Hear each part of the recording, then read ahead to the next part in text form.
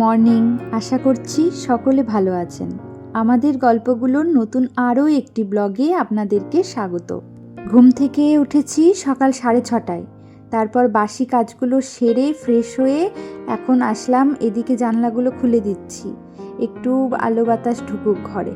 আর এদিকে দেখুন, এই যে পুদিনা গাছের ডালগুলো লাগিয়েছিলাম, এই কয়েকদিন হলো বেশ দেখলাম পাতা ছেড়েছে, কচি কচি পাতা বেরিয়েছে। আর আজকের আকাশটা দেখুন, একদম পরিষ্কার, রোদে চারপাশটা কেমন ঝলমল করছে। আজ আমার সাথে সাথে মিছরি আর মিছরির পাপাও ঘুম থেকে দেখলাম উঠে গেছে তাড়াতাড়ি। আজ আবার মিছরির পাপা কয়েকটা টেস্ট আছে, সেগুলো করতে যাবে। সকাল 8টা থেকে 8:30টার মধ্যেই ওখানে যেতে বলেছে। আসলে একটু ডক্টরের কাছে চেক আপে গেছিলো, তার জন্য ডক্টর কয়েকটা টেস্ট দিয়েছে। তো 8:30টার মধ্যেই ওকে না খেয়েই বেরিয়ে যেতে হবে, কারণ খালি পেটে ইউএসজি রয়েছে, ব্লাড টেস্টও রয়েছে। তাই সকালে ওকে কিছু খাবার করে দেওয়ার কোনো ব্যাপার নেই।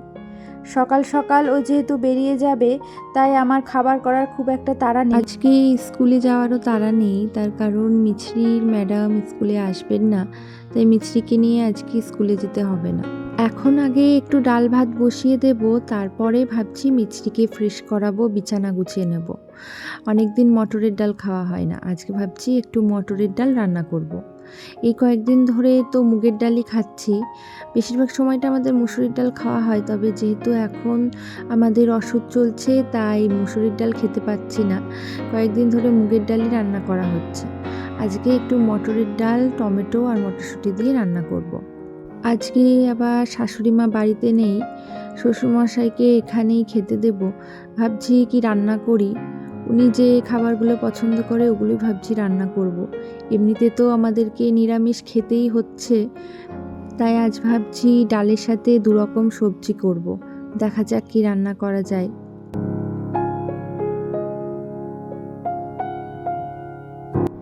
এদিকে মটরের ডালটা প্রেসার কুকারে সেদ্ধ হতে বসিয়ে দিলাম। মুগের ডাল আর মসুরির ডাল তো প্রেসার কুকারে দিতে লাগে না, তবে মটরের ডালটা তো টাইম লাগে সেদ্ধ হতে, তাই প্রেসারেই দিতে হয়। আর আমাদের নিচে তো সারা বছরই মটরের ডাল খাওয়া হয়, মানে যখন নিচে থাকতাম তখন সারা বছরই মটরের ডাল খেতাম। আর এখানে না সবাই সারা বছর টক ডাল খায়, মানে শীতকালেও টক ডাল খায়। যে কোনো কিছু টক দিয়ে শীতকালেও বা গরমকালে হোক, সারা বছরই টক ডালটাই খাওয়া হয়। তবে আমার ওই শীতকালে টক ডাল ভালো লাগে না, আমার টক ডালটা যখন খুব গরম পড়ে তখনই বেশ ভালো লাগে। শীতকালটায় আর অন্য কোনো টক পাওয়া যায় না বলে ওই কাঁচা টমেটো পাওয়া যায়, ওটা দিয়ে টক ডাল করা হয়ে থাকে। এরপর তো বাজারে কাঁচা আম উঠবেই, তখন কাঁচা আম দিয়ে টক ডাল খাওয়া হবে। আর ওই গরমের সময় কাঁচা আমের টক ডালটাই আমার বেশি ভালো লাগে। কিন্তু কাঁচা আম ফুরিয়ে গেলেও তারপরে আস্তে আস্তে আমড়া উঠবে, জলপাই উঠবে, তারপর চালতা আছে, এগুলো দিয়েও এখানে টক ডাল করা হয়ে থাকে। মানে এখানে প্রত্যেকটা বাড়িতে প্রত্যেকটা দিন ওই টক ডাল খাওয়াই হয় আর কি। এখন তো ঠান্ডা একেবারেই কমে গেছে, তবে আমাদের যেহেতু টিনের শেড, তাই রাতের দিকে বেশ ঠান্ডা লাগে, তাই এখনও এই যে ভারী কম্বল গায়ে দিতে হচ্ছে। কিন্তু আমার মনে হয় অন্য জায়গায় এতটা ঠান্ডা নেই, এমনিতেও কালীনারায়ণপুরে ঠান্ডাটা একটু বেশি। এবার তো আস্তে আস্তে শীতের সমস্ত পোশাকগুলো কেচে তুলতে হবে, আমাদের এমনিতেও কাছাকাছি করতে হবে, তার কারণ যেহেতু আমাদের বংশের একজন মারা গেছে, আপনাদেরকে বলেছিলাম।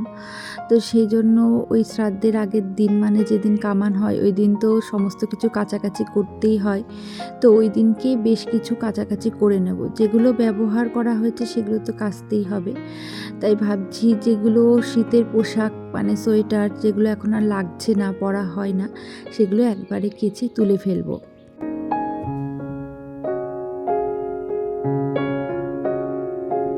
আমি এদিকে ভাত ডাল বসিয়ে দিয়ে বিছানা গোছাতে গেছিলাম, এসে দেখলাম ডালটা ফুটে গেছে। ডালটাই এখন ফোড়ন দিয়ে দিচ্ছি, একটু শুকনো লঙ্কা আর 5 ফোড়ন দিলাম ফোড়নে। মিছরিকে খাওয়াবো তাই আমি কাঁচা লঙ্কা দিইনি, তবে কাঁচা লঙ্কা দিলে ডালটাতে বেশ ভালো হতো। আজকে ভাবছি একটু লাউ ঘন্ট করব, বাজার থেকে লাউ আনা হয়েছে, আর একটা সমস্ত রকম সবজি দিয়ে নিরামিষ সবজি করব। তো এদিকে আমি ভাবছি সকালে খাওয়ার আগেই লাউ ঘন্টটা করে নিই, তারপরে খাওয়া দাওয়া হয়ে যাবে, তারপর নিরামিষ সবজিটা করব। তো লাউ ঘন্টে আমি একটু রাঁধুনি ফোড়ন দিলাম, জানেন ভালো লাগবে, লাউ ঘন্টে রাঁধুনি ফোড়ন দিলে বেশ ভালো লাগে। আর যদি বড়ি দেন, ডালের বড়ি, তাহলে তো আরও খুব ভালো। কয়েকটা ডালের বড়ি ভেজে নিয়েছি, এদিকে একটু জিরের গুঁড়ো দিয়ে দিয়েছি, আর একটু আদা দিয়ে দিয়েছি। রাঁধুনি ছাড়াও ফোড়নে 5 ফোড়ন দিয়েছি, ব্যাস আর কিছু দেব না। এবার লাউগুলোকে দিয়ে দিই। আজকে লাউগুলো একটু মোটা মোটা করেই কাটা হয়ে গেছে, আর একটু সরু সরু করে কাটলে ভালো হতো। যাই হোক, একদম কচি লাউ তো খুব তাড়াতাড়ি সেদ্ধ হয়ে যাবে। এবার যে বড়িগুলো ভেজে রেখেছি, বড়িগুলো দিয়ে দিচ্ছি। আর বড়িগুলো না আজকে একটুখানি পোড়া পোড়া হয়ে গেছে, বড়িগুলোতে ভীষণ তেল টানে, তেলটা একটু কম হয়ে গেছে আর অমনি পুড়ে গেছে।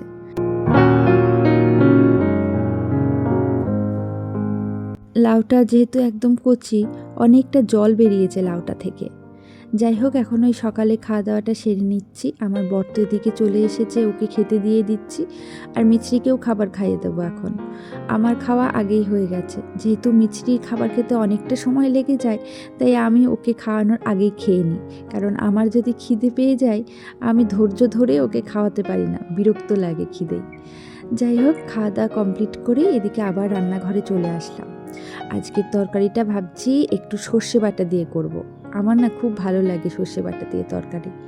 একটু সর্ষে আর তার সাথে একটু তিল বেটে নিয়েছি।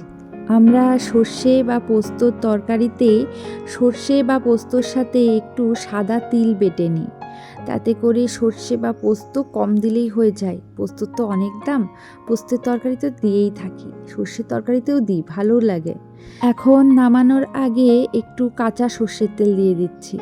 সর্ষে বা পোস্ত তরকারিতেই নামানোর আগে কাঁচা সর্ষের তেল দিয়ে দিলে ভালো লাগে।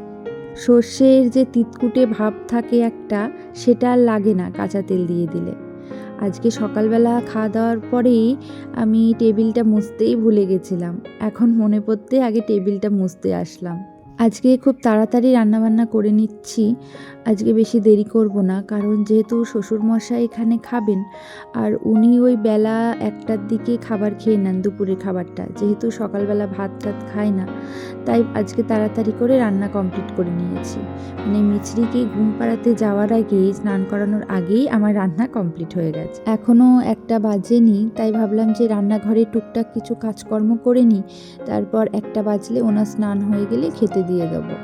আজকে যেহেতু ভীষণ তাড়াহুড়ো করেই রান্নাবান্না করেছি, তাই রান্নাঘরটা না ভীষণ এলোমেলো হয়ে রয়েছে। অন্যদিন তো রান্না করতে করতে টুকিটাকি গুছিয়ে থাকি, আজকে আর সেই সময়টা পাইনি। কবে থেকে ভাবছি এই খাবারের টেবিলটার জন্য একটা কভার আনবো। আসলে আমার তো অনেক দিন ধরে রানাঘাটে যাওয়া হচ্ছে না, ওই জন্য না আনা হচ্ছে না। এই টেবিলটা যখন নিচে ছিল তখন তো একটা পুরনো কভার ছিল, সেটা ছিঁড়ে গেছে, তাই নতুন একটা আনতে হবে। আর আমার বরকেও বলছি না, তার কারণ ও এসব বিষয় ভালো বোঝে না, ঠিকঠাক আনতে পারবে না। তাই আমি যখন যাব তখনই টেবিলের জন্য একটা কভার নিয়ে আসব। কিন্তু আমার বেশ কয়েকদিন ধরেই রানাঘাটে যাওয়া হচ্ছে না। আর দেখবেন ছেলেরা সংসারের জিনিসপত্র খুব একটা ভালো কিনতে পারে না, এগুলো মেয়েরাই ভালো বোঝে। ওদিকে শ্বশুরমশাই স্নান হয়ে গেছে, এখন তো পুজো দেওয়া নেই, তার কারণ আমাদের তো অসুখ চলছে, তাই ওনাকে খেতে ডাকলাম। অন্যদিন স্নান সেরে পুজো দিয়ে তারপরে খান। যাই হোক, এই দুটো তরকারি ওনার ভীষণ পছন্দের, আশা করছি ভালো লাগবে।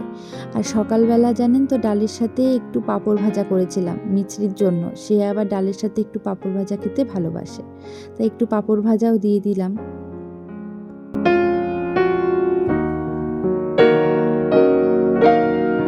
চলুন এবার আস্তে ধীরে কাজকর্মগুলো করা যাক। মিছরিকেও ওদিকে ঘুম পাড়িয়ে দিয়েছি, রান্নাঘরে কিছুটা পরিষ্কার করে এসেছিলাম, এখন বাকিটা পরিষ্কার করে নিই, তারপর ঘর মোছা আছে। আর আজকে তো বৃহস্পতিবার, আজকে তো সমস্ত ঘর বারান্দা মুছতেই হবে। আজকে তো সকালবেলা টাইম পাইনি, তাই মুছিনি। যেদিন সকালবেলা খুব তাড়াতাড়ি ঘুম থেকে উঠে পড়ি বা হাতে সময় থাকে, সেদিনকেই আমি সমস্ত ঘর বারান্দা সকাল সকালই মুছে নিই। কিন্তু আজকে সকালবেলা দেখলেনি তো, সময় ছিল না, রান্নাবান্নার একটু ঝামেলা ছিল, তাই আজকে আর সকালে সেটা হয়নি। বৃহস্পতিবার দিনটা আমার যতই বেলা হয়ে যাক না কেন বা কাজের দেরি হয়ে যাক না কেন, আমি স্নানের আগে হলেও ঘর বারান্দা মুছে দেব।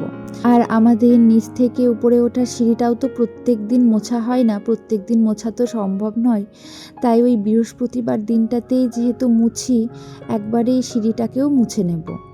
এই স্টিক মফটা আমার বর কিনে এনেছে, খুব একটা টেকসই নয়, কিন্তু আমার উপকার হচ্ছে। তার কারণ এই সমস্ত ঘর বারান্দা সিঁড়ি যদি আমাকে হাতে মুছতে হতো তাহলে আমি সত্যিই হাঁপিয়ে উঠতাম।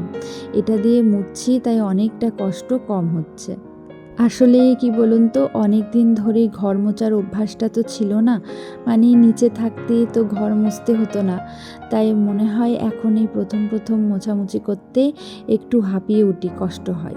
বিশেষ করে সিঁড়িটা মুছতে তো আরও বেশি কষ্ট হয়, যেহেতু ওঠানামা করতে করতে মুছতে হয়। তবে বড়রা বলে থাকেন যে গৃহে প্রবেশের পথ বা যেই পথটা দিয়ে আমরা আসা যাওয়া করি সেই পথটাকে সবসময় পরিষ্কার পরিচ্ছন্ন রাখতে হয়, তাহলেই গৃহে মা লক্ষ্মী প্রবেশ করেন। আর এই সিঁড়িটাই হচ্ছে আমাদের আসা যাওয়ার পথ, তাই সিঁড়িটাকে তো আমাকে সবসময় পরিষ্কার পরিচ্ছন্ন রাখতেই হবে। তাই সপ্তাহে অন্তত একদিন হলেও আমাকে মুছতেই হবে, আর প্রত্যেক দিন তো ঝাড় দিয়েই থাকি। যাই হোক, আজকের ব্লগটি আশা করছি ভালো লেগেছে। দেখা হচ্ছে পরের ব্লগে। সকলে ভালো থাকুন, সুস্থ থাকুন।